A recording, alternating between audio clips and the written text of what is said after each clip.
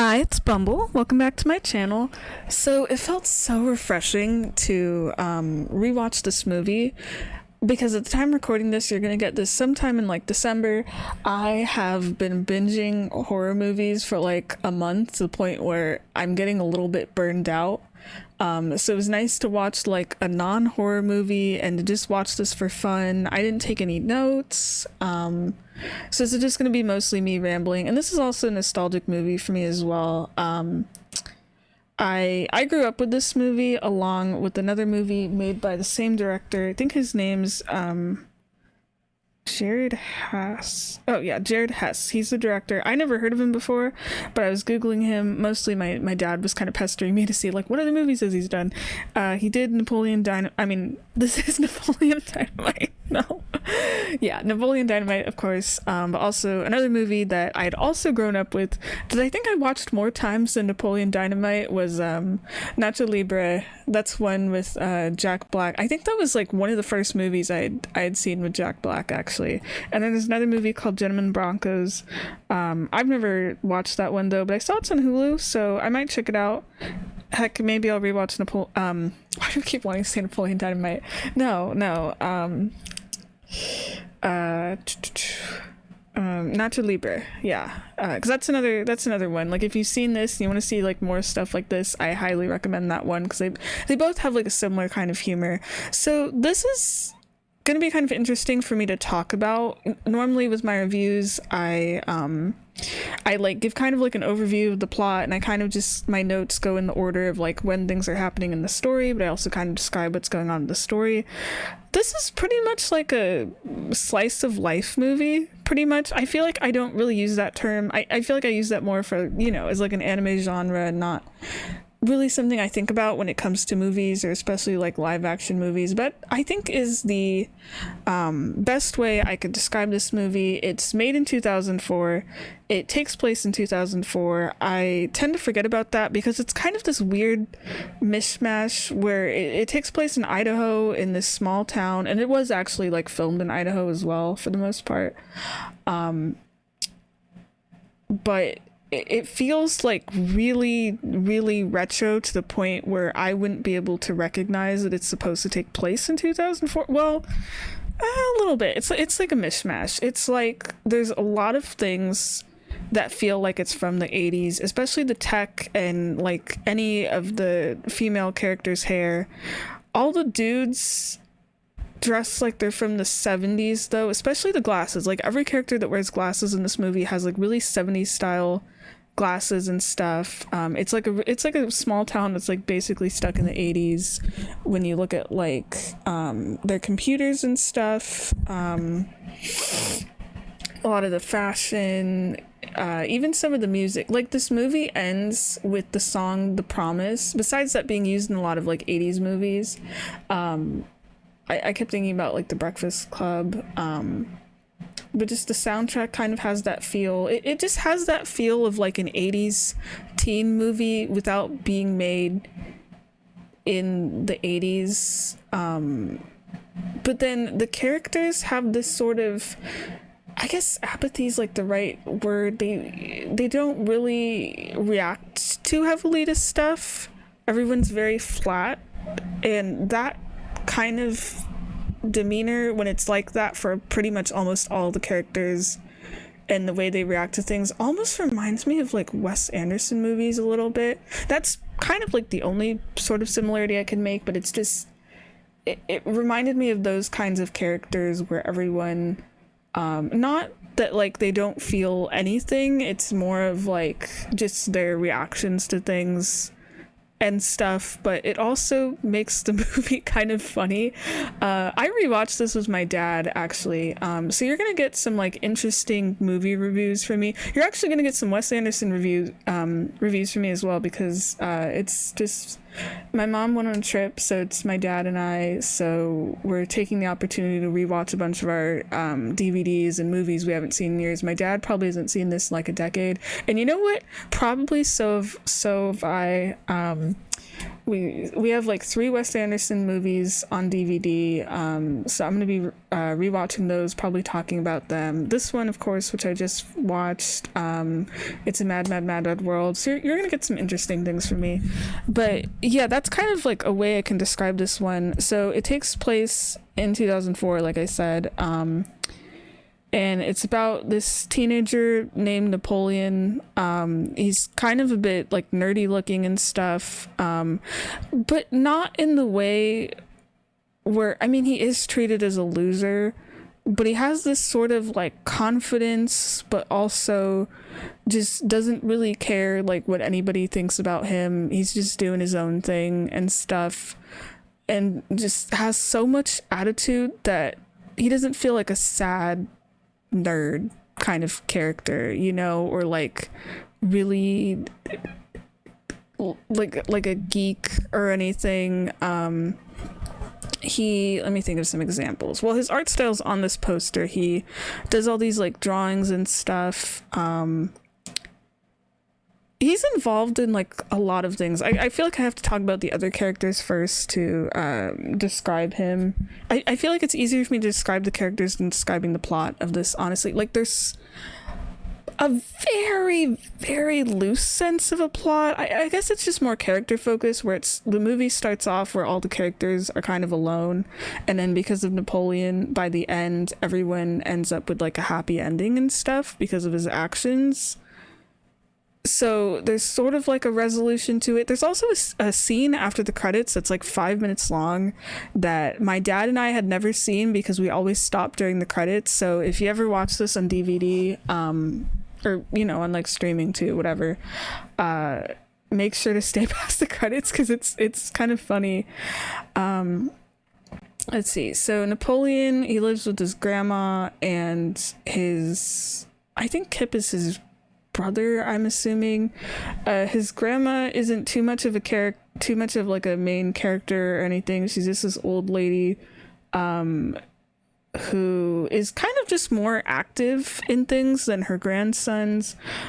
She wears this shirt that I wish I could have read that says something about like it's one of those shirts that has a lot of text on it, something about like divorcing her husband or whatever. It's probably supposed to be funny, and she wears it in like multiple colors throughout the movie. I think that's like the only thing she wears pretty much. And I guess what sort of starts the plot moving is that she goes to these sand dunes with her friends, and there's like she lives like a wild life, and her grandsons know like nothing about her. She ends up getting into an accident, and then Napoleon and Kip's uncle Rico ends up moving in. Oh yeah, I have to talk about Kip as well. He's also, everyone's just like really weird in this movie, honestly. So I always just assume Kip was Napoleon's brother, but I'll be honest, I actually don't know. They don't ever mention about parents or anything in this movie. They just live with it's just these two living with their grandma, because Napoleon's a teenager, but Kip is like in his 30s or something. He's kind of also just as dorky as Napoleon, but like in a different way. They have like the same glasses and stuff. Where Kip, his thing is he has a girlfriend. Her name's LaFonda. They message each other in like an online chat room all the time. So that's like his thing. And through the movie, he's trying to earn money to be able to have her come visit because she lives in Detroit, and this movie takes place in Idaho.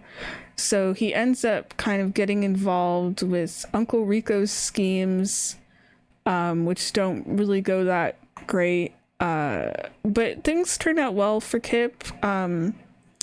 It's kind of interesting because he describes LaFonda at one point. I don't know if he was like making it up or whatever to his uncle, where the uncle's like, hey, what is she like? And he describes her as like blonde and stuff, and then you finally get to see her later, and she doesn't look anything like he described. And I didn't know if it was like catfishing or he was just making it up. It's never really clear. But she's really cool. She doesn't really have a lot of like lines and stuff. It's kind of funny, their dynamic, where she's really hot and also a lot taller than him. And he's just kind of this dorky looking little dude, but she like absolutely adores him and stuff. She ends up buying him a lot of stuff. His fashion changes completely. He goes from dressing, you know, in like a very 70s way, and then starts wearing like bandanas and chains and stuff, like the longer he's spending with LaFonda. And then they end up leaving town together by the end. And then the credits is that they actually end up getting married. Oh yeah, I should probably talk about the credits scene now. I'm gonna forget. I know it's probably kind of weird for I haven't even really talked about much of the movie yet, but this movie doesn't really have much of a plot anyway. It's kind of more just focused on like the characters and stuff. They end up getting married, and then Napoleon shows up to their wedding on a horse, and I assumed at first it was going to be like they were going to use like far away shots of him on the horse and like change out the actors or something, but I'm pretty sure the dude that plays Napoleon was on that horse the whole time. That's at least what it looked like anyway, because I could like see enough of his face. But he shows up to their wedding on a horse for some reason. Napoleon's a character that lies a lot.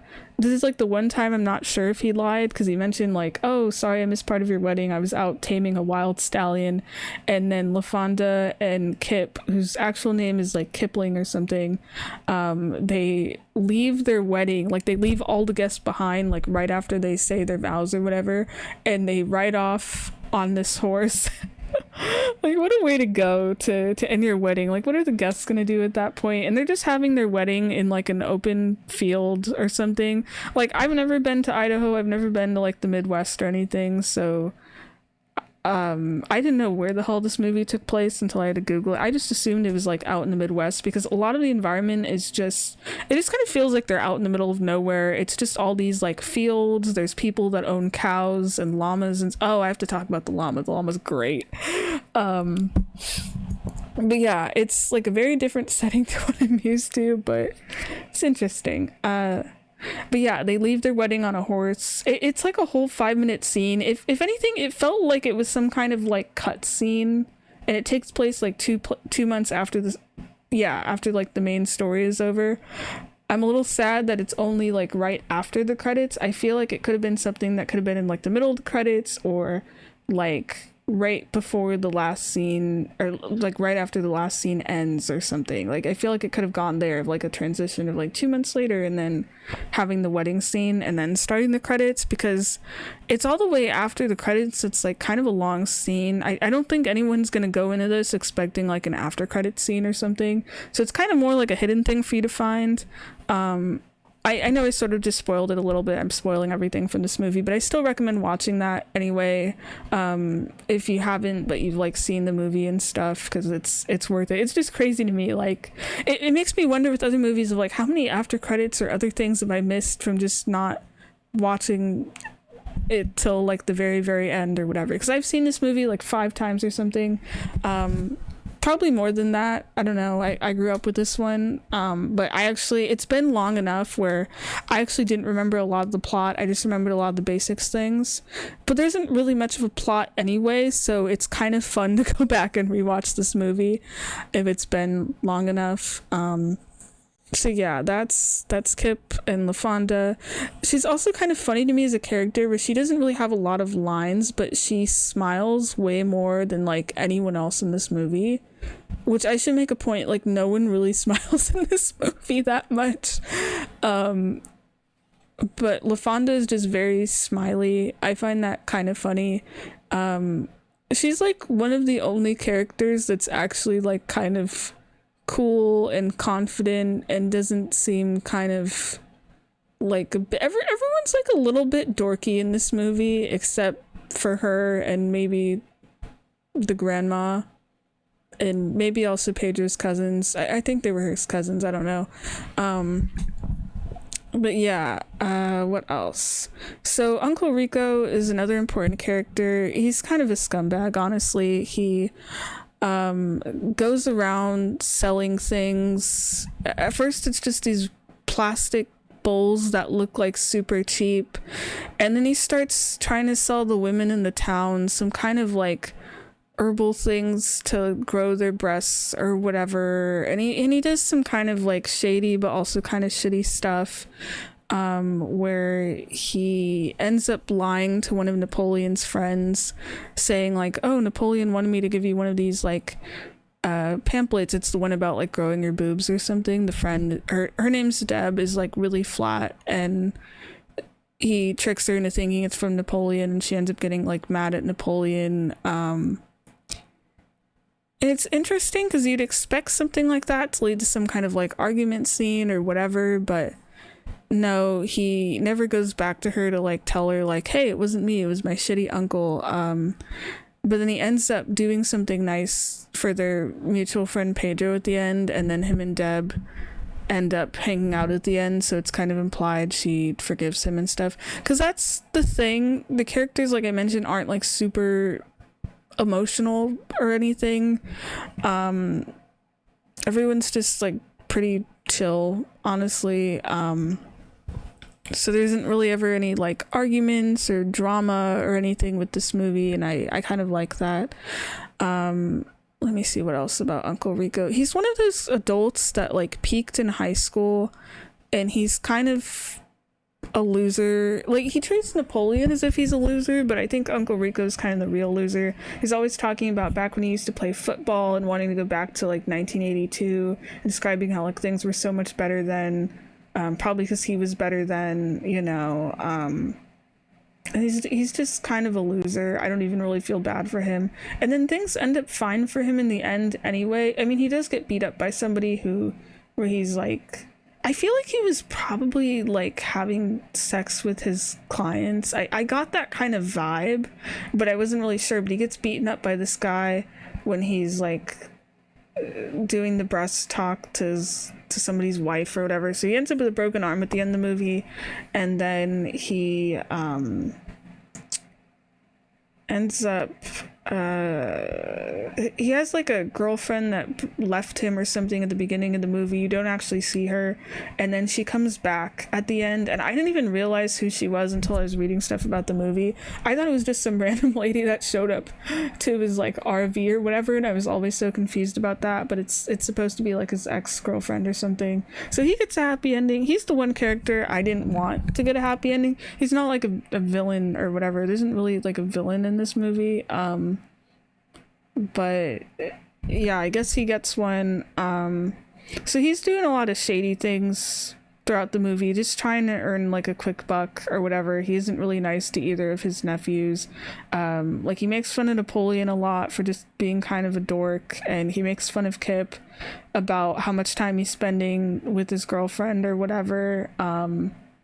Even though that works out great for Kip, like, he gets to see his girlfriend again, and then they leave town together, where, you know, Kip, I'm glad for him, he gets to like go off and start his life and get out of that like small town and stuff. But I mean, they do come back to get married, and Uncle Rico does go to their wedding, so I don't know. What else? And then Napoleon has two friends. Their names are Pedro and Deb. Pedro is like this new kid who's at school, and that's technically where there's a plot. He's like the only Mexican kid at the school. He ends up trying to run for school president or something, and he's against this really like typical popular girl. Her name's Summer. The entire movie, actually ever since I'd seen this movie, I kept thinking like, is that Hilary Duff? Why does this girl look and sound like Hilary Duff? I'm assuming she has a sister because she was listed in the credits as Haley Duff. I didn't know she had siblings, but I'm gonna assume so. But it looked so much like Hilary Duff. I'm like, what's Hilary Duff doing in this like indie like 2004 movie that I'm assuming is either a cult classic or no one's ever heard of? I actually hadn't heard of many of the actors, honestly. Like, the actor that plays Napoleon, I will just forever know him as Napoleon Dynamite. This is also like the first movie I'd seen him in. The only other thing I'd seen him in actually is that the American dub of Pinocchio, A True Story, that just came out like a couple years ago. where he voices the horse, and you if you listen, like, he doesn't sound like he seems like he's kind of like putting on a voice to play Napoleon, but he doesn't really sound that way as the horse, but you can still kind of tell that it's him and stuff, and I find that really funny. And gosh, I need to rewatch that movie again. I love that movie, but it's also terrible. I used to actually think, I actually was still thinking when I was watching this movie, I thought the guy playing Napoleon was like in his teens or maybe early 20s at most. He's like 30 playing this character, and it's kind of crazy, because, you know, I'm used to like an actual movie set in the 80s where everyone's played by people in their 30s, but like they clearly look like they're in their 30s. And then I've noticed with like other stuff now, more common now, where it's like 20-somethings-year-olds playing teens, which I feel like is a lot better and more realistic, because as someone who's like in their early 20s, you can absolutely pass, not all of them, but you can like pass as a teenager. I still have people I meet that think I'm like 16, so so that always feels more realistic. But no, that's the funny thing, because he doesn't really look like he's 30. I mean, not that he like completely looks like a teenager or something, like his face looks a little older, but I thought, like, I just assumed he was in his like 20s or something. Or actually, I think he's like 27, so it's not too bad, but that's like kind of a bit closer to 30. It also doesn't help that he's like, I think, a lot taller than everyone else. I don't know how old the other actors are, but you know, everyone kind of looks like they could be teenagers, except for the bully character. I don't even remember what his name is. He's just like a typical high school bully. That's the other reason this kind of reminds me of like an 80s movie, of like the other characters of like the bully and the popular girl and stuff. They don't get like character development or anything. They're kind of just there. You don't really know much about them, honestly. Out of all those types of characters, the only one that ends up actually getting more screen time is this girl named Tish, who's like the friend of the popular character. This movie, like I said, it's like a slice of life, so there's like all these little plots that are just kind of going on. They're kind of more like story arcs, I guess, of like I said, Pedro ends up running for president. That's kind of, I guess, the main one. Napoleon tries to take this girl named Tish to the dance, and he does a drawing of her, and it's really terrible, but like you can tell that he tried. He's not like an amazing artist or anything, but you know, you can tell he tried with like the shading and stuff. It kind of reminds me of like when I first started drawing. Mine kind of did look like that too, and you don't really know like where things go on the face and stuff, or like lining the ears with the eyes and whatever. And she ends up going to the dance, and her mom kind of like forces her to go, and then as soon as they get to the dance, she ditches Napoleon to go talk to her friend. And I thought, aw, poor guy, because he ends up sitting alone, and his two other friends are like dancing together, but then they go to hang out with Napoleon. And I thought that was kind of nice. I felt really bad for him, because he literally ends up just alone at the dance for most of it. He goes in the bathroom to chew like chewing tobacco or something. That's why it kind of sucks with dances. Like, you especially see it in like high school movies and stuff, where it's like everyone has to get a date or whatever, and I've never understood why that's so important. I kind of did feel like that though. Like with my homecoming, I went with my friends, and that made it super fun to just hang out as a group. And then with prom, everyone wanted to go find a date and not hang out together anymore, and then I had to take someone on the date, and it was a friend, but we didn't really like talk to each other the whole time, and we just kind of wandered around, and everyone was like doing their own thing, and I actually hated my prom because of that. So it's always weird for me seeing that with 80s movies and stuff. And this one, like I said, has that kind of vibe of like the teen high school movies, where it's like the most important thing on earth to find a date, to dance. It isn't even like prom for them either. I think it's just like a high school dance. I assumed they were like seniors, but I actually have no idea. Maybe they were like juniors or so. I feel like they're juniors or seniors. But yeah, he gets ditched at the dance. There's one scene in that sort of story that's like kind of a bit stressful. I completely forgot about it. where Napoleon has to go to Tish's house to pick her up, and he gets a ride from his uncle, and his uncle is like, nope, we gotta go make a stop to go sell some of my like shitty plastic bowls or whatever. And the uncle, that's why I was saying like at the beginning of like, is the uncle like having sex with his clients or something? Because he goes into a house, to this woman's house, to like sell her stuff, and he's in there for like way too long. And then Napoleon tries to like, you see him stand out in the middle of the street, and you know, just fields around him and shit, and he looks at his watch, and it's like 5 minutes from trying to pick up this girl, and you don't know how far he even has to walk or something, probably miles. And then luckily he ends up getting picked up by some people, and he gets to go to the dance, even though the dance ends up being kind of lame for him.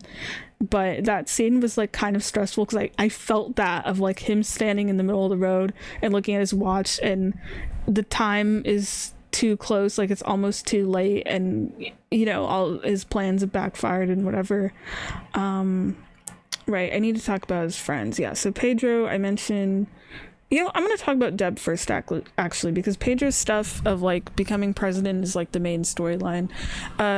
So there's this girl, her name's Deb. She wears a side pony for a lot of the movie, and then she wears a dress to the dance that she made. Everyone at the dance, like all the dresses have these like really big poofy sleeves. That's why I thought this movie took place in like the 80s or something. This movie feels like it takes more like it's supposed to be the 80s than like movies and shows now that are supposed to be the 80s, where they're so like 80s stereotypical with like the poofy hair and the big sleeves and the really colorful stuff or whatever. And it's really funny because I mean, I don't know what the 80s were actually like, but I feel like this movie is probably a better representation, where it's not as flashy and whatever. I mean, probably also because it takes place in like a small town in Idaho, you know, but still, I just find that really funny. I like Deb. I think she's pretty cool. I think when I originally had watched this movie, I didn't really care for Deb. I thought she was kind of boring, but I like her now. I feel kind of bad for her. Like, she meets Napoleon. She shows up at his house with this box of all these bracelets she made. She's selling them so she can go to college. And then I wasn't sure if she had like a crush on Napoleon or something, or if he like had feelings for her back. I feel like she does. She's like a little bit awkward with him. And there's some moments where it felt like maybe he felt something towards her. I don't know. Like, he gets really upset at his uncle for doing some shitty stuff and like kind of making Deb hate him. There's a part where they're both reaching for something. They're like trying to pick a wig for Pedro. I'll talk about that later.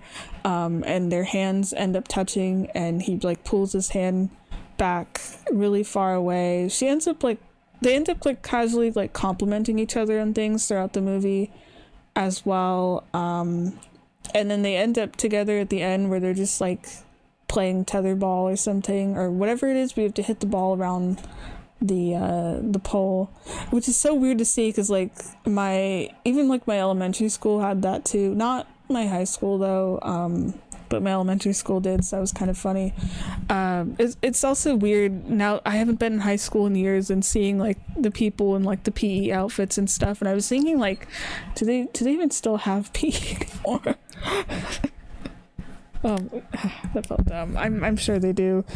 Oh gosh, sorry, I have to think back. Hold on. It's been like 5 or 6 years since I've graduated high school. That just dawned on me. Actually, that feels weird. It like I literally just graduated like college and stuff a couple months ago at the time I'm recording this, which will I think be like 5 or 6 months by the time this video comes out. And I was in college for so long, but mostly community college, that high school already feels like it's a lifetime away. And that's crazy to think about. I feel like that didn't really hit me until I was watching this movie, and I almost fucking had the thought of like, I kind of miss high school. But I think that's because I finally got a friend group, and even though that group, we don't really like talk to each other anymore, it's like I have nostalgia for it now. I didn't think I'd have nostalgia for high school. I hated being in high school. I feel like everyone kind of hates being in high school. I hated being in middle school more, but I hated high school, and this movie feels more like the high school experience to me than like most other movies that are set in high school, no matter like when they're made, because this is really just a movie about like outcasts and stuff and like misfits, but it also feels like it's made for all the weirdos out there too. This movie just feels so like genuine and stuff. That's what I love about it. There's no like crazy stuff happening in the plot. There's bullying, but it's just like people giving each other like nuggies or like hitting someone or whatever. There's not any like important school official characters or anything. Everyone's just kind of doing their own thing. Like the closest you get is is like the popular girl being a little, if anything, her friends kind of more mean. Like all the popular kids, they're just kind of really snooty except for like the bully character, but that's kind of about it. Everyone's just kind of doing their own thing, really. There's not like you can tell who's popular and you can tell who's like the losers. There's no like middle ground or anything. Everyone else who's in like the middle ground of that, who's just like average, isn't really like a character or any. There's so many like students in this movie, it's crazy, especially at the end. But that's what I really like about it. That felt like the high school experience to me, where everyone, like in a lot of other high school things, it's like there's cliques, there's drama, there's, I don't know, teens having underage sex or worrying about the big dance or whatever. And this movie just felt like its own thing. It didn't make high school feel dramatized, and I really like that. If anything, it almost reminds me of like Ned's Survival Guide. No, because movies like that, I mean shows like that, or like Diary of a Wimpy Kid, feel like they're trying a bit too hard as well to me, but this just is doing its own thing. I don't really know how else to describe it. It's the closest I've seen in like movies or TV to like what I actually went through in high school, so that feels really nice. I think it also helps that it's like low budget as well. There's not a ton of like characters, like actually important characters or anything. Oh right, I was talking about Deb. But yeah, Deb, she starts off selling bracelets. She ends up becoming friends with Napoleon and Pedro. They end up as like a little group. Deb's kind of more of the artsy one and stuff. She takes photos. She has like a little photo studio that the characters use sometimes, and she talks about like costumes and things for people to wear in the backgrounds, and she just kind of has an eye for all these things. There's a part where they have to get a wig for Pedro, and she's kind of helpful with like picking out a wig and stuff. I'm assuming she makes the bracelets herself too. I don't think it's confirmed. She's just going around with these 2 little suitcases selling them. She ends up leaving them at Napoleon's place. She ends up just running away, and he ends up giving them back to her, and then she helps with the Pedro running for president stuff. She's at the dance. She's with Napoleon at the end. You know, she's a cool character. Yeah, I want to talk about the Pedro thing actually, and then I want to talk more about like Napoleon. I'm kind of saving Napoleon for the end. So the main thing, I guess, is like Pedro running for president, and that doesn't even start till like a while in the movie. He ends up having to run against the popular girl Summer, and it kind of works out nicely actually, where he does end up winning, but not in a way where it feels like, oh, he's the underdog, this is a dramatic story, he has to win or whatever. It's in a way I like where it kind of just feels more natural, where you just assume immediately like Summer's gonna probably win. You know, no one really knows Pedro. The other kids, I don't know if it's just because it's like a bunch of white kids in Idaho and they don't really know anything. There's not really many minorities, or even in this movie either. Like Pedro's Hispanic, what is her name? Why did I already forget her name? LaFonda. LaFonda's black. I think that's kind of about it, except for the scene in the credits where her family shows up for the wedding. Everyone else is just white. It's just a bunch of white teens in Idaho. I'm assuming that's how actual Idaho is. I don't know. But yeah, the kids are like a little bit racist, I think, just because they don't like know anything about minorities and stuff, or like people of color, you know. I don't think they ever see any. I think that's part of the reason they don't really like try to befriend Pedro or anything, except for like Napoleon and Deb. I think that's kind of why he's part of one of the outcasts. But then throughout the movie, you see him, he like makes friends with like the other nerds and stuff, and saying that he'll like provide protection against like the bullies and stuff. Well, it's mostly through his cousins. His cousins drive this car around and they're really buff. And they kind of scare the bullies away. They don't even really have many lines or anything. I don't think they were given names. I think they were, oh gosh, I don't remember what they were listed as in the credits, actually. But yeah, you can tell that Pedro cares more about winning for president than Summer. Like, Summer has this, like, kind of snooty attitude where she assumes she's gonna win just because she's popular. She does make some cool signs, but, like, Pedro's, I feel like, kind of have more character and stuff. Or even, like, their speeches at the end where Summer's, like, more confident and better with public speaking, but all the things that she promises are just, like, things specifically for the girls, of like new cheerleading uniforms. And she mentions about some kind of like glitter bullshit for like every girl's bathroom. So it's all like things for people that are like her, like other popular girls and stuff, and not really doing anything for like anyone else.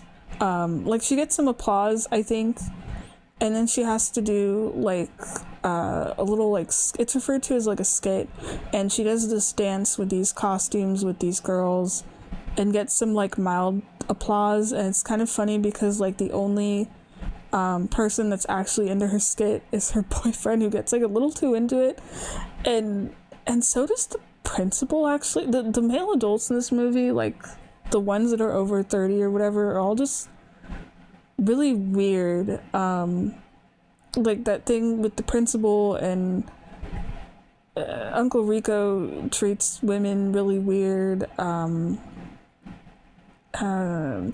There's a character named Rex that Kip goes to for lessons on how to be really tough or whatever. It's like a taekwondo type thing, which just feels like he's trying to be too macho, to the point where literally the room where he's teaching it, I was paying attention, has knives and guns on like the top of this like mirror stand as decorations or some shit. The dude wears these freaking parachute pants that are just the American flag. It's just like, dude, chill. And then his wife, I don't know if she's like a bodybuilder or something, she's like really buff, and then Uncle Rico sort of makes a move on her, and I think the guy Rex ends up like beating him up or something. I wish they both beat him up, honestly. That would have been funny. You don't actually get to see it though, it's just you hear the noises, and it's like a shot of the outside of Rex's house or something. I think the only people that aren't weird towards women in this movie actually are Kip, Napoleon, and Pedro, and that's kind of about it, really, in terms of like the major characters. But yeah, Summer does this little dance with these other girls, and that's about it. And then comes like the coolest part of the movie, because like at this point Pedro assumes he's just not gonna win. Like, he planned to go up on stage and just say that he doesn't have anything to say, but he gives a speech, and I didn't really get to hear much of his speech, to be honest, because he mumbles it so quietly. I just know it's probably better than Summer's, and he doesn't have a skit planned, and you think like, is he gonna lose or whatever? And then Napoleon, and it's shown a bit, you don't like hinted at, but you don't fully get to see it in the movie. Napoleon finds a VHS tape at like a thrift store or something about dancing or whatever, and he decides to buy it, and you see him practicing at home. And I liked how it was shown with the camera, where the camera's actually outside of his room and the door's closed a little bit, so you can see Napoleon dancing, but you don't really see what he's doing, so that way when you see the full routine at the end of the movie, it's like a really nice surprise. But he goes up there and he's dancing for like 5 minutes to the song Canned Heat by Jamiroquai. And it's funny because the song that guy's known for, at least on the internet, is Virtual Insanity. It's the same guy. I personally think Canned Heat is a better song, but I think it's mostly because Virtual Insanity has that really crazy music video, which I said I was going to show my dad. Actually, I need to do that. I was like trying to tell him about it. My dad, I know I'm getting off topic here, doesn't really know about like memes or anything, but every once in a while I'll mention it. I don't want to have to explain the word meme to my 70-something-year-old father though, so I just say, instead I just use the phrase, oh, there's this thing that's popular on the internet or whatever. So I have to show him that music video at some point. But yeah, it's weird because like I'd watch that music video, because I was seeing stuff with it everywhere, like it was the resurgence in that song, and I was looking at other Jamiroquai songs, and I had started listening to Canned Heat. I think I just stumbled on it on YouTube, and I was like, oh, this is really cool, and I was playing Just Dance and the song Cosmic Girls on there, and I'm kind of mad that Canned Heat isn't in, at least in the Just Dance games I have. It better be in one of the later ones, because that's a banger, honestly, and that'd be so fun to dance to. Anyway, I vaguely remembered it being in this movie, so it was really cool getting to that dance scene where Napoleon dances to it, not just because it's such a good song. It's my personal favorite of Jamiroquai's, actually, if you can't tell. But Napoleon does like a really good dance, and I love that like it's something that was like hinted on early in the story of like he's doing this dance stuff, but it's not because it's anything driven by the plot, except for the scene where he has to dance in front of everybody. He just, it's like a very natural thing. He just finds his VHS at the store, he buys it, you don't know why, it's just, he chooses to, whatever. And then you see him dance, but you just see a little bit, and you just know like, okay, he's dancing. It's just like treated as just another thing in this movie, whatever. And then you get to see him dance at the performance. It's really good. I want to know like how long the actor worked on that and stuff. Like he's definitely got some moves.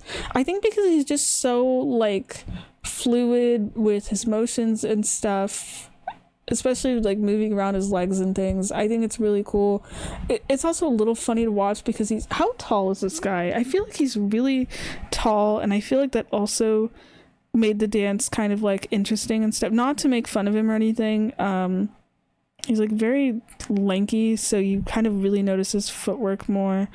I also have to talk about the soundtrack, but let me see, how tall is this guy? Because that was bothering me the whole movie. He's like a lot taller than everyone else. Okay, I didn't know there was a Fox animated series about Napoleon Dynamite. It's from 2012. Where a lot of the cast came back for their roles. Okay, Napoleon's supposed to be 16. Okay, I have to look at this. I'm crossing my fingers it doesn't suck. Oh, it was canceled after one season. Damn. Oh, okay, so it's the characters and premise, but not the events of the film. I'll have to check it out. I'm curious. It doesn't say. I don't know why it would be on here. John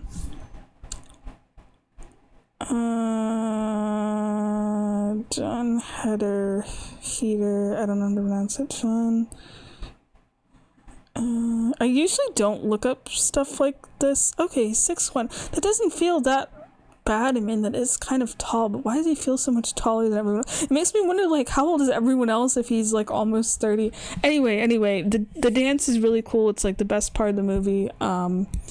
And he actually gets, I kind of expected the first time I had watched it that no one was going to applaud or whatever, you know, because he had been like treated as such a like loser throughout the movie or something, where he gets bullied and no one really cares about him, but he gets like a round of applause, standing ovation. Everyone loves it except for Summer and the bully character.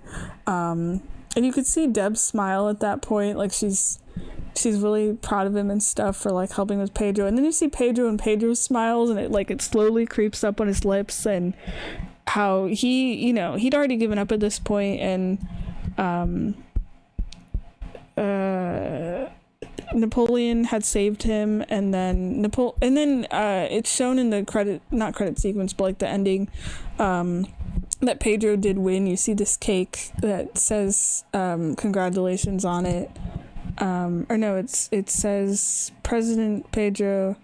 Yeah, no, it is congratulations actually. So he won, and that's cool. You know, Rico ends up with his girlfriend, and Kip goes with LaFonda to like leave town, and then it's like everyone ends up in relationships or something really cool happening, and then Napoleon is just playing tetherball with Deb. But it is nice because they do end up becoming friends again, and maybe I like how it's not hinted as a romance between them. Maybe just like a little bit, just like barely throughout the movie rather than like at the ending. But it's more important of like they finally became like proper friends, because he thought she was like kind of weird at first and didn't really want to like talk to her and stuff. Oh yeah, one of my favorite things with this movie is Tina. I forgot to mention about Tina as another character. Tina's a llama. His Napoleon's grandma just owns a llama. I mean, other people own animals. There's this guy that has a cow, and he ends up shooting it. You don't actually see the cow get shot, but you see a bus pass by, and it censors us from seeing the cow get shot. But then it cuts to the students. It's like these little kids, and they're all like screaming because this cow got shot, and my dad laughed really hard at that. Just in the set, like, I laughed at it too. It was pretty funny. Not the cow getting shot. I'm not saying like animals getting shot is funny, but it's more of just seeing the little kids' reactions to it. They scream so loud. I felt really bad for them, but it was funny. Okay, but Tina is a llama, and Napoleon has to feed her. It's like 2 times in the movie, but the first time he does is the longer scene. It's great, where he's like, eat your dinner, Tina, you fat lard, and tosses spoonfuls of the food at her.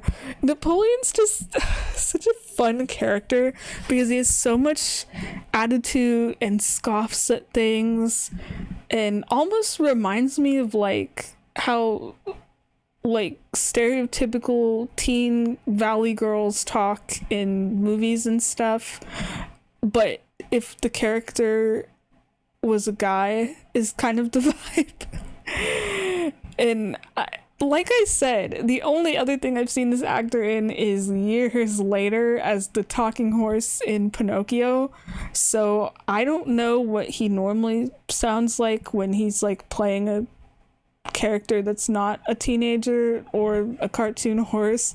I don't know if he's putting on a voice. I'd assume so, because it's just the way Napoleon talks is just so funny, of his attitude towards everything. I mean, I'm sorry, I'm still imagining it. It's just I can still hear the voice in my head. It's great. I can't do a proper impression of it if I tried, which I did actually try a little bit. Napoleon just has so many weird like quirks and things. Like he eats tater tots. They're like crunchy as hell for some reason, I don't know. I eat tater tots a lot actually, but mostly with my breakfast with eggs. My dad always makes tater tots. We'll have like scrambled eggs and tomatoes, and the tots are on the side. But the tots are usually soft. I mean, you can make tater tots like crunchy or soft, but I know the ones in this movie are crunchy because when he chews them, it's like you can hear it, you know. But he ends up putting there's just a lot of just things that happen in this movie, and the characters don't comment on it or anything. Napoleon puts tater tots in his pocket. He has like a pants pocket that's like a little zipped up thing. I called it his tater tot pouch. And he puts tater tots in there, and then later on in the movie he's like in the middle of class and he starts eating the tater tots, and the kid next to him is like, "Hey Napoleon, give me some tots, I'm hungry." And Napoleon's like, "No man, I didn't eat lunch, I'm starving," or whatever. And the guy kicks Napoleon's pocket and the tater tots get crunched, and that's it. That's the whole thing with the tater tots.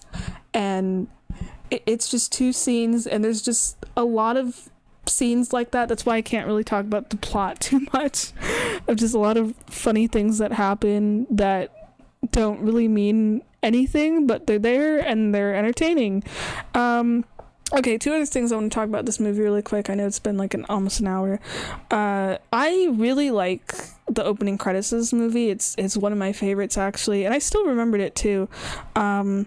Where it's the words are done in a way where they're written out in like mustard and ketchup and other things, and every background is a different colored carpet, and it's plates of food, and the names are written on the food or are the food, like it's written on like the side of a corn dog in like mustard or something, or it's not just food, but it's also like pencils or just tater tots, even things like that. So it's either like food, starts off being food, and then it transitions to like school supplies.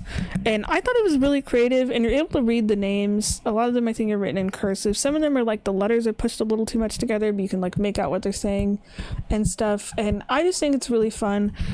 Plus it has a song. What is the name of the song? I know the lyrics of the song.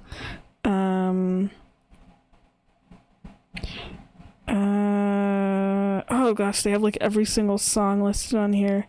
No, that's not what I wanted. Hold on, I have to Google this. This is gonna drive me nuts. Napoleon, Dynamite,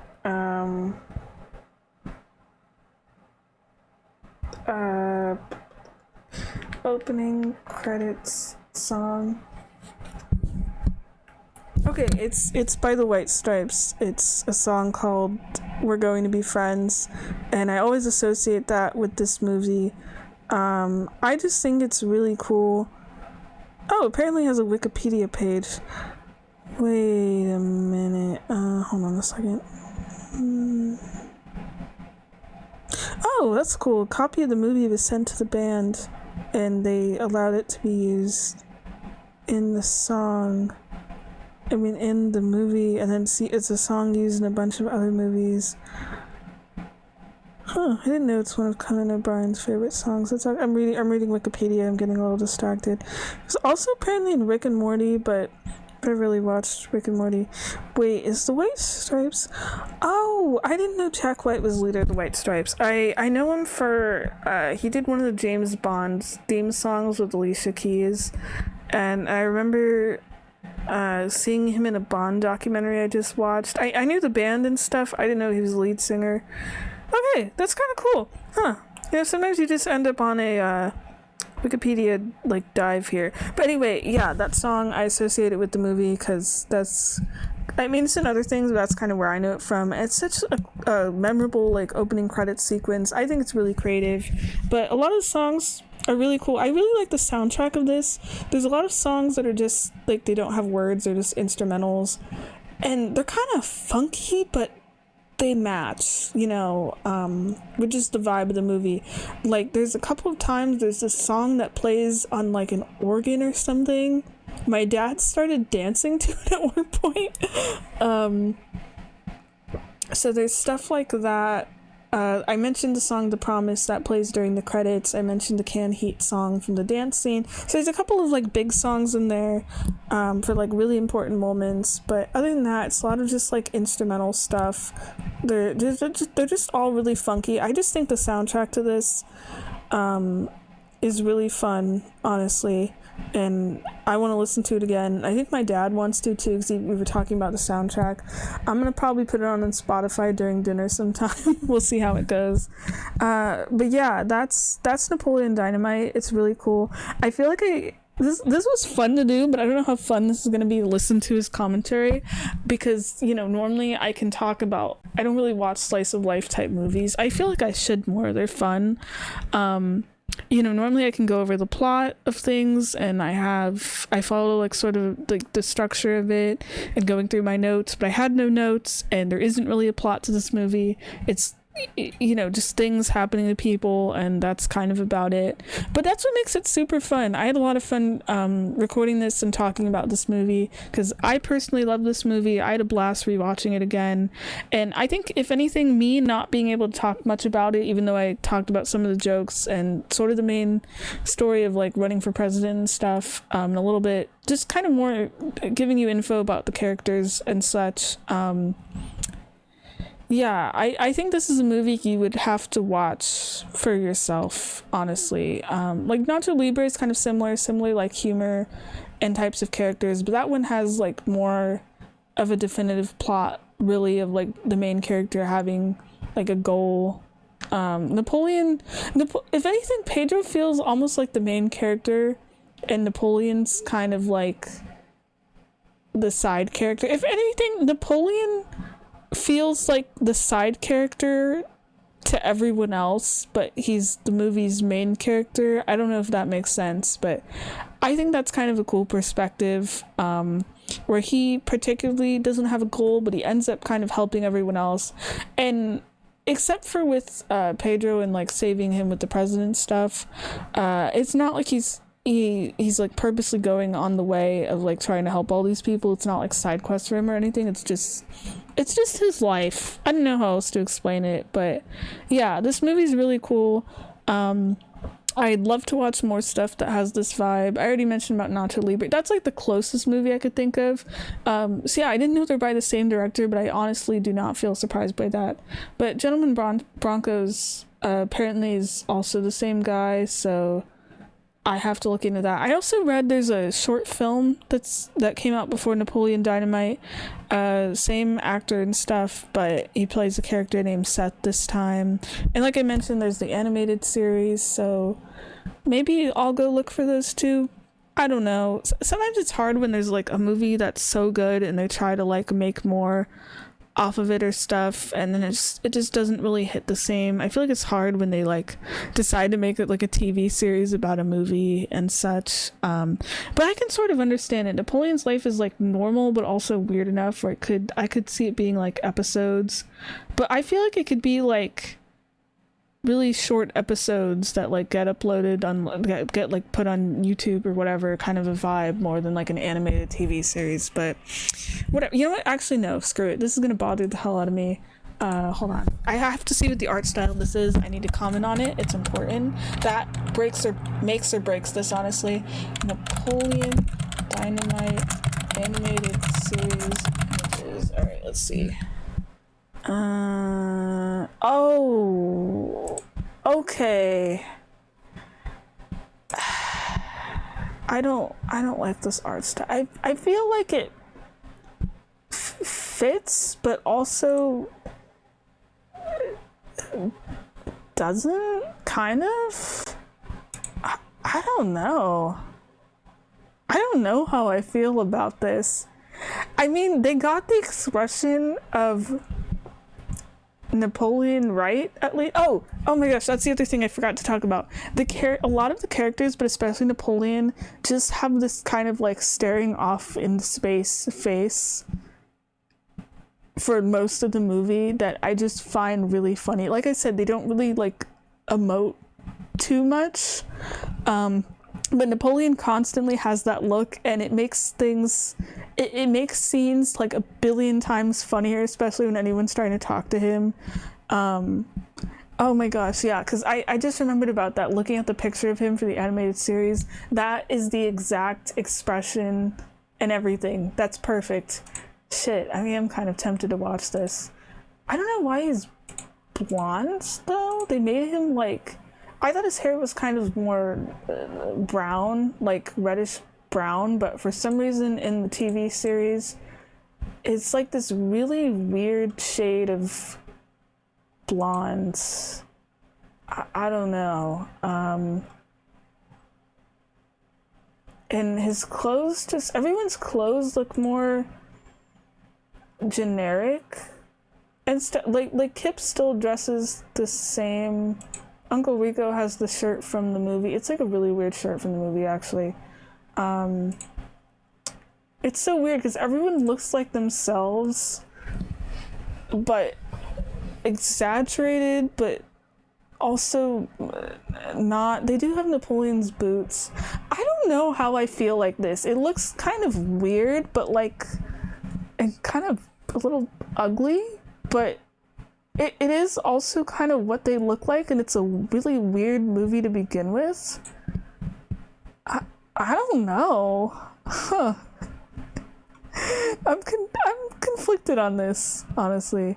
Okay, but yeah, I'm gonna end this here. We're not here to talk about the animated series. We're here to talk about the movie. Movie's great.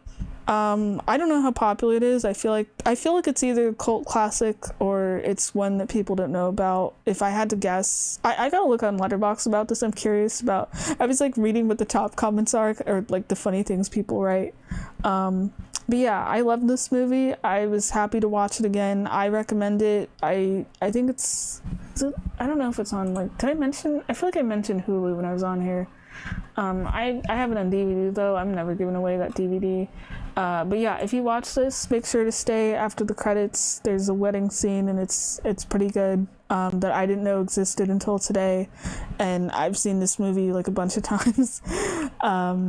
But yeah, you'll get more reviews from me. Maybe it's the Wes Anderson movies next.